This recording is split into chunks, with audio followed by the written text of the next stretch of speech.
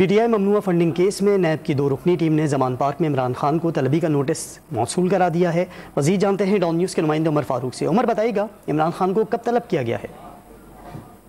جی، NAB کی team جو ہے زمان پارک پہنچی اور انہوں نے نوٹس جو ہے وہ سرو کرانے کی کوشش کی ہے چیئرمین پی ٹی آئی کو، جس میں ان کو 9 مارچ کو طلب کیا گیا ہے ممنوعہ فنڈنگ کیس میں۔ نیب ٹیم کے 2 ارکان جو تھے وہ یہاں سے زمان پارک سے روانہ ہو گئے ہیں، لیکن بعض ذرائع کی جانب سے یہ بتایا جا رہا ہے کہ ابھی بھی نیب کے کچھ اہلکار جو ہیں وہ زمان پارک میں موجود ہیں اور وہ انتظار میں ہیں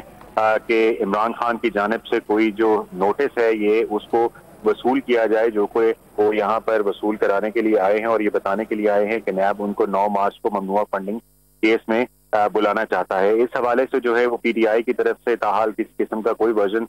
سامنے نہیں آیا ہے، لیکن نیب ٹیم سے بھی پوچھنے کی کوشش کی ہے تو انہوں نے صرف یہی بتایا ہے کہ وہ نوٹس لے کر آئے ہیں، لیکن ذرائع کے مطابق یہ نوٹس جو ہے ممنوعہ فنڈنگ کیس کے حوالے سے ہے، جس میں عمران خان کو 9 مارچ کو طلب کیا گیا ہے۔ جی بہت شکریہ آپ کا۔